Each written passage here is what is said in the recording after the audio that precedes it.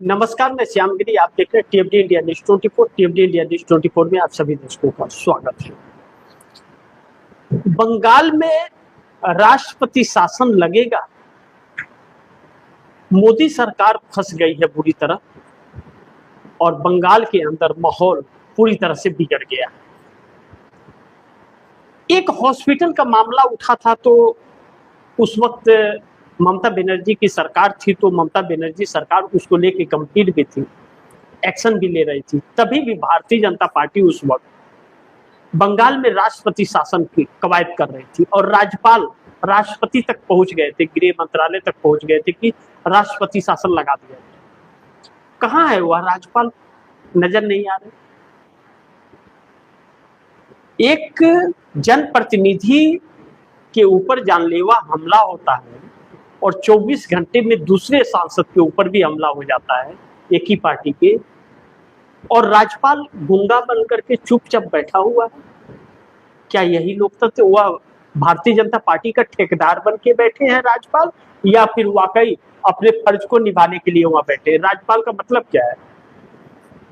जिस राज्यपाल और पार्लियामेंट के स्पीकर लोकसभा को, उनकी जिम्मेदारी होती है इनकी सुरक्षा, जनप्रतिनिधियों के जो सांसद होते हैं, विधायकों की सुरक्षा राज्य सरकार की होती है। और शुभेंदु अधिकारी मुख्यमंत्री भी बिहार के बने हैं और गृह मंत्रालय भी उन्हीं के पास है, सुरक्षा उन्हीं के हाथों में। फिर उनकी पुलिस प्रशासन कहाँ है? या फिर शुभेंदु अधिकारी ही करवा रहे हैं और मोदी शाह करवा रहे हैं, इसलिए स्पीकर और राज्यपाल भी चुप है, क्योंकि आजकल के राज्यपालों की हैसियत नहीं रह गई। वह एक कठपुतली की तरह रिमोट कंट्रोलर हो गए हैं। रिमोट की जितना दबाओ उतना चलेंगे। एक गाना है ना, जितनी चाबी भरी राम ने उतना चले खिलौना। तो जितना मोदी शाह चाबी भरेंगे उतना ही राज्यपाल चलते हैं, डोलते हैं, वरना उन्हें तो कुछ दिखाई नहीं देता है, अंदर गूंगे बहरे बने हुए रहते हैं। अपने आका का नाम नहीं सुन सकते। जिस डॉक्यूमेंट में उनके आका का खिलाफ नाम होगा तो उस डॉक्यूमेंट को वह ताकते तक नहीं है, विधानसभा में भाषण देने नहीं आएंगे वह। तो यह जो परिस्थितियां चल रही हैं, अब ऐसे में तो राष्ट्रपति शासन लगना चाहिए। फिर तो इसका मतलब आम जनता अगर किसी प्रतिनिधि को मारने निकल रही है और पत्थर और चप्पल जूतों से मार रही है, फिर तो इसका मतलब सरकार फेल है, सरकार किसी काम की नहीं है। फिर तो वहां राष्ट्रपति शासन लगना चाहिए। भाजपा का है तो क्या हुआ? क्या भाजपा की बपौती है यह देश, या लोकतांत्रिक है? यह सवाल मोदी शाह से पूछे जाने चाहिए, लेकिन मोदी शाह तो सवालों के जवाब नहीं देते, हुआ तो भाषणबाजी करते हैं। और अमित शाह गृह मंत्री है इस देश के, सुरक्षा उनकी जिम्मेदारी है और विपक्ष से सुरक्षा हुआ खींचते जा रहे हैं। यह अब चिंता का विषय हो गया। अब इन सब बातों को हल्के में नहीं लिया जा सकता, क्योंकि यह गंभीर मामला हो गया है। लेकिन इन सब में बंगाल के अंदर जो माहौल बिगड़ा है, यह बिगड़ा नहीं, कहा यह जा रहा है, चर्चा इस बात की है कि भारतीय जनता पार्टी बिगाड़ रही है। सब भाजपा ही है और सब भाजपा के नेताओं के साथ तस्वीरें हैं सबकी, जिन लोगों ने भी हमले किए हैं, लेकिन कोई एक्शन नहीं है सरकार का। क्योंकि जब सरकार ही कराए तो एक्शन किस बात की और कार्रवाई क्या? गिरफ्तारियां भी होंगी, छूट भी जाएंगे, लेकिन जो मुख्य आरोपी होगा उसकी गिरफ्तारी नहीं होगी। अब ऐसे में दो हिस्से इसके करने बहुत जरूरी है कि इस सरकार ने या भाजपा यह क्यों करवा रही है, इसे जरा ध्यान से समझने की जरूरत है। इस वक्त भाजपा की जो हालत है, सांप छछूंदर वाली है। यह न घर की न घाट की, कहीं की नहीं है, तार से टपकी है और खजूर पर अटक गई है। यह कभी भी सरकार जा सकती है, इसकी गिर सकती है।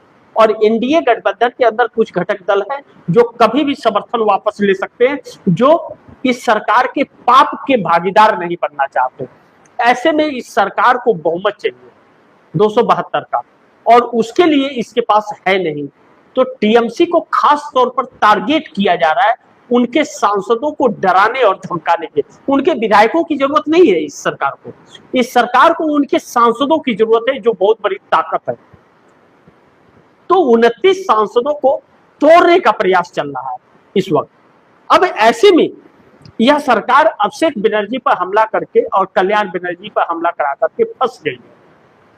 ऐसे में इंडिया गठबंधन पूरी तरह से एकजुट हो गया है और इंडिया गठबंधन अब आर पार के मूड में आ गया है। स्पीकर ओम बिरला तक नोटिस चले गए हैं इन सभी चीजों को लेकर के।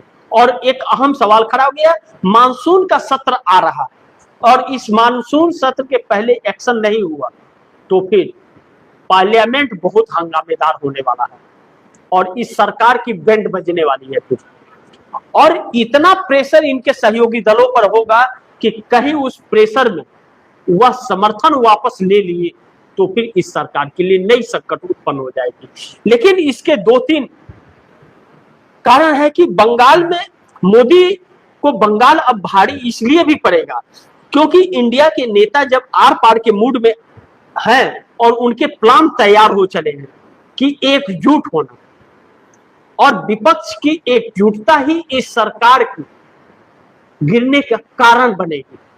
क्योंकि आप दर्शक सोचिए, राहुल गांधी ने जिस तरह से सरकार के खिलाफ एक माहौल बनाया है और राहुल गांधी ने झूठ के ढेर पर नहीं, इस सरकार की नाकामियों का एक पूरा खाका तैयार कर दिया है। चाहे वह पेपर लीक का मामला हो, चाहे बढ़ती बेरोजगारी। आप दर्शकों को मैंने अपने पिछले कार्यक्रम में आज बताया था कि इस सरकार ने कैसे एमएसएमई कंपनियां, लघु उद्योग कंपनियों को कैसे कितनी भारी मात्रा में बंद किया। इस सरकार जब आई तो 7 सालों, शुरुआती 7 सालों के अंदर 1,80,000 लघु उद्योग कंपनियां बंद हुई और इधर 5 सालों के अंदर इसने 1,37,000 लघु उद्योग कंपनियां बंद कर दी। सोचिए कितनी भारी मात्रा में बेरोजगारी। एमएसएमई कंपनियों से अच्छी खासी नौकरी लोगों को अच्छे खासे पैसों में मिलती है, लेकिन उन कंपनियों को बंद इस सरकार ने करा दिया और उसको छूट नहीं दे रही थी, सब्सिडी नहीं दे रही थी और धन उगाही कर रही थी ईडी सीबीआई इनकम टैक्स के दम पर, जिसके कारण वह बंद हुए। मल्लिकार्जुन खड़गे ने इस बात का जिक्र राज्यसभा के अंदर भी किया था। अब ऐसे में यह सरकार बहुत बुरी तरह से फंसी हुई है और राहुल गांधी ने यह सारे मुद्दे इकट्ठा कर दिए और इस सरकार को आईना दिखा दे रहे हैं। राहुल गांधी चाहे पेपर लीक का मामला हो, चाहे सीबीएसई का मामला हो, चाहे बेरोजगारी हो, लगे हुए रोजगार का जाना हो और चाहे अमेरिकी ट्रेड डील जो अब फाइनल हो गया है और अमेरिका अब अपना माल डंप करने वाला है, उससे हमारे देश के अंदर जो तबाही आएगी, प्रधानमंत्री ज्ञान देता है इस देश को और वह गोदी मीडिया छिपाती है इस बात को, इस पर चर्चा नहीं करती और अपने आप को मीडिया करती है। दलाली ऐसी करती है और फेंके हुए, मतलब सोचिए आप दर्शक, फेंके हुए टुकड़ों पर दलाली कर रही है इस देश की मीडिया। जो देश के मुद्दों को उठाना चाहिए था वह देश के मुद्दे को दबाने के लिए धन ले रही है सरकार से और उन्हें फिर भी कोई देखना पसंद नहीं करता तो उनको मिर्ची लगती है, अंजना जैसे लोगों को। मतलब इस देश के बच्चों को अनपढ़ बनाना चाहते हैं, इस देश के बच्चों को बेरोजगार बनाना चाह रही हैं। अब आप दर्शक इसे भी सोचिए कि एक बच्चा, गरीब बच्चा, पढ़ने में बहुत अच्छा है, उसके माँ बाप गरीब हैं। अब माँ बाप अनपढ़ हैं या माँ बाप थोड़े पढ़े लिखे हैं तो वह सोचते हैं कि हमारा बेटा थोड़ा और अच्छा पढ़ ले, ज्यादा पढ़ ले, एक अच्छी नौकरी उसे मिल जाए। सरकारी नौकरी की लालसा हर किसी को नहीं रहती, लेकिन प्राइवेट में भी बहुत अच्छी अच्छी कंपनियों में जॉब मिल जाती है, अच्छे सरकार से भी अच्छे फैसिलिटियां मिलती हैं वह, लेकिन उनकी खूबियां झलकती हैं तब। ऐसे में पेपर ही लीक हो जाए तो सोचिए उन बच्चों का भविष्य कहां जा रहा है। जो गरीब माँ बाप बैंक से कर्ज लेकर के अपने बच्चों को पढ़ा दिए या अपनी जमीन गिरवी रख दी या बेच दिया तब तो ठीक है, कोई बात नहीं, बेच दिया तो जमीन गई, कम से कम कोई आएगा तो नहीं गाली देने। लेकिन जमीन अगर गिरवी रख दिया है और ब्याज पर पैसे ले लिए, गांव घरों में धन्ना सेठ जो होते हैं वह गिरवी रख करके भी ब्याज लेते हैं, तो वह ले लिए तो एक तो वह बच्चा का पेपर लीक हो गया या बच्चे को रोजगार नहीं मिला तो एक तो उसकी जमीन नहीं छूटेगी, ऊपर से साहूकार कर्ज के लिए उनको गालियां देगा दुनिया भर का। यह सारी समस्याएं आम लोगों के साथ जुड़ी है आज जो बच्चे सड़क पर 22 लाख नीट पेपर लीक होने के बाद जो बच्चे का भविष्य खराब हुआ है और जिन बच्चों ने जान गंवाई है उनके परिवार, और सीबीएसई को लेकर के जो बच्चे 18,50,000 वह सड़क पर है, पानी न मिलने के कारण जो सड़क पर है, इन सबकी चिंता यह है कि यह सरकार कर क्या रही है।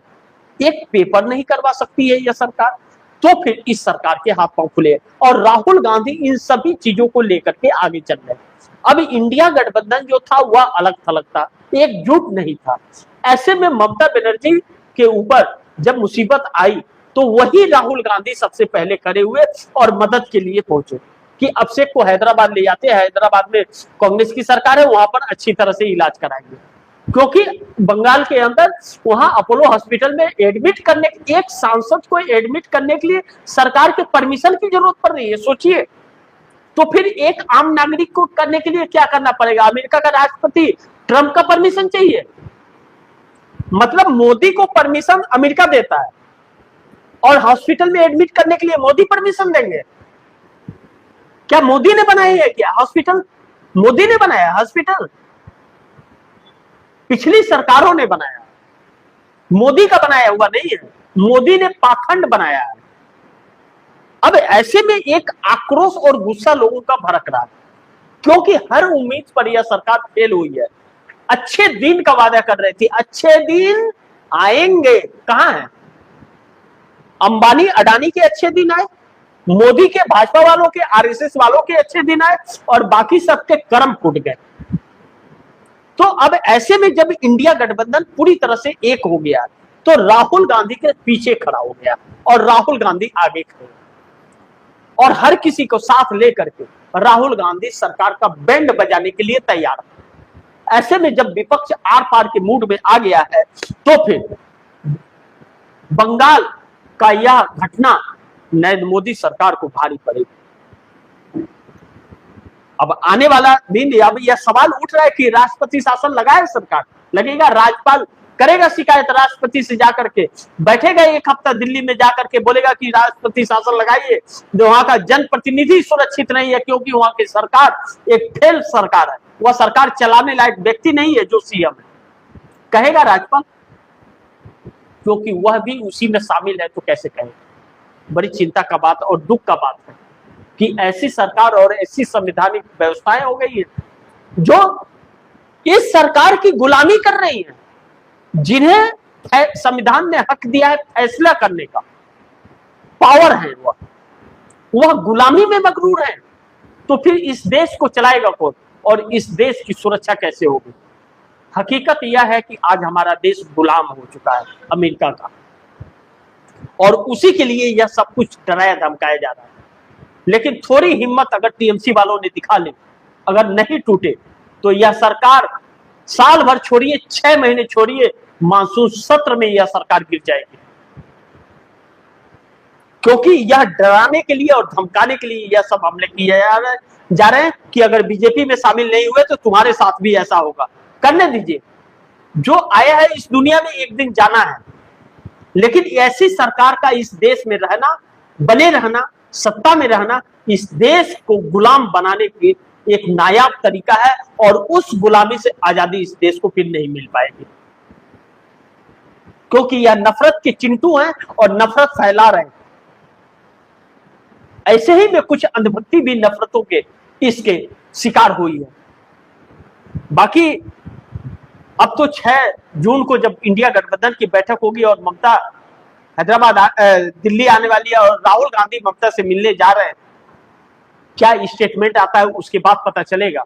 लेकिन इस सरकार के लिए अब संकट भरा होगा और बुरी तरह से यह सरकार फंस गई है, मोदी सरकार। और सरकार की उल्टी गिनती बड़ी तेजी से शुरू हुई है, जो यह सरकार अब गिरने वाली है। राहुल गांधी की बात सच होने वाली है, इस बात से इनकार नहीं कर सकते। बाकी आप दर्शक क्या सोचते हैं? और लेकिन मैं आप दर्शकों को एक चीज और बताना चाहूंगा। इस सरकार के सबसे नजदीकी सुरजीत भल्ला और संजय बारू, जो इस सरकार की गाथाएं गाया करते थे, इस सरकार के गुणगान किया करते थे, वह भी अभी इस सरकार के खिलाफ हो गए। सोचिए, इस सरकार के साथ इसी के लोग इसके साथ नहीं है और चुनौती चेतावनी दे रहे हैं सरकार को, फिर भी यह सरकार नहीं सुन रही है।